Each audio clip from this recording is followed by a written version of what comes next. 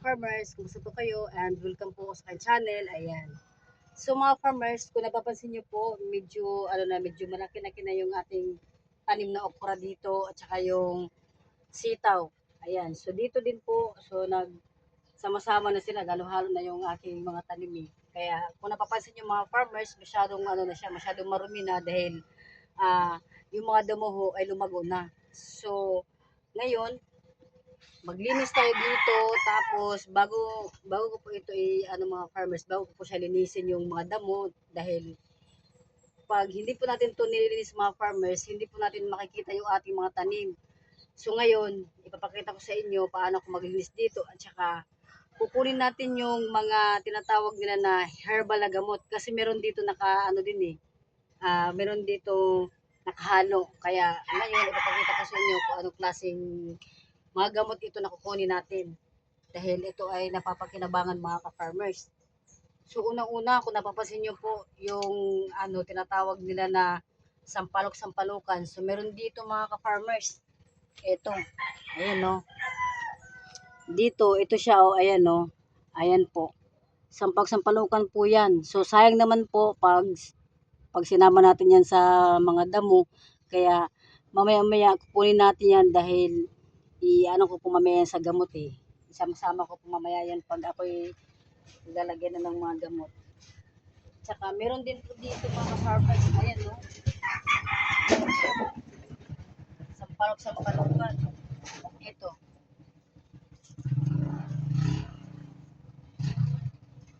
Meron din po dito mga ka-farmers. Ito, ayan no. So, maraming nagkalat na mga yung pwede natin mapakinabangan. Ito, meron din po. Ayan. Ayan o. Ito, sampag-sampalukan. Ayan, ito o. Ang dami o, napasama. Ayan, ito pa madami o. Ito. Ayan po. Ayan. At saka, meron din po ditong pansit-pansitan, mga ka-farmers. Ayan. Ito, ang dami dito. Sampag-sampalukan o. Ayan. Naku, ang dami pala. So, kailangan natin ito kuhanin para mapakinabangan. Ito naman yung pansit-pansitan. Ito yung sampag-sampalukan. Ayan, magkakatabi sila. Laka, ang dami pala nito. Oh. Ayan, napakalambot lang ng damo. Pwede na natin anuhin. Wala, ang dami pala nito. Oh. Ayan. Ito, pansit-pansitan. Ito, meron din tayo dito ng sampag-sampalukan. Ayan, ito mga farmers. Wag mo na lang galawin yan. Ayan, diyan na lang. Galawin kasi para lumago, para dumami sila. Pero ang dami dito nagkalat. Oh. Ayan, oh. Ayan. Naghahanap ako nito nung nakaraang linggo eh. Ayan. So, ang dami. Ito po. Ayan. Ayan, sama-sama sila. So, talagang, ay, ito sa likuran, madami oh. Ayan oh. Ito, madami. Ayan oh. Ayan, magkakatabi. Alaka, ang dami pala nito. Ayan oh. Ayan. So, dito na naman tayo mga ka-farmers. Tayo ay maglinis kasi yung aking mga tanim dito ay hindi ko na siya mapapansin gawa ng ang dami ng ng mga damo. Yan, so meron akong luyang dilaw, yung pure na luyang dilaw. Ayan. Linisin natin para makita natin yung ating mga damo. Ay yung mga tanim. Ayan, tanggal natin yung mga damo. Ayan. Medyo mainit na sa Mindanao. Mainit dito sa amin mga ka-farmers eh. Kaya kasi nagsama-sama na yung mga damo. Hindi na natin mapansin yung ating mga tanim kung alin na dito. Ayan.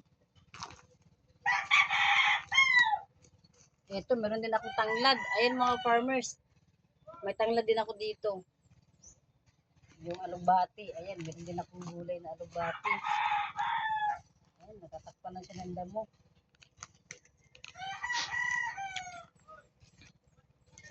Ayan. Yung alugbati natin na tatakpan na. Kaya hindi na napapansin.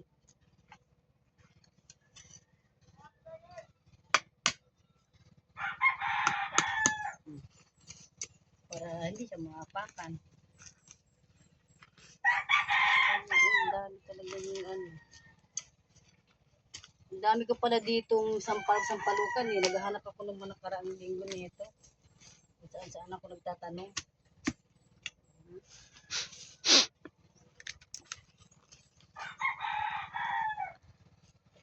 Tabi mo na siya. Dito muna tayo sa bandang gilid kasi hindi mainit.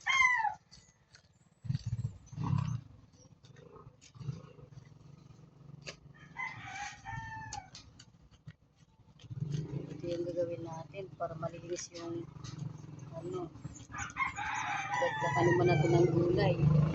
May kasama pang herbal na gamot.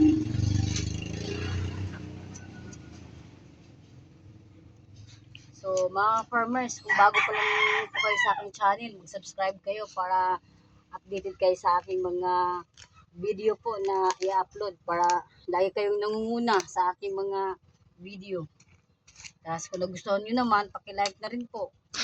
At kung meron kayong mga katanungan, i-comment nyo lang po dyan sa aking mga video mga ka-farmers para yung kumbaga yung masasagot natin yung kung ano yung inyong mga katanungan tungkol po sa aking pagtatanim ng aking mga halamang gamot, ganyan.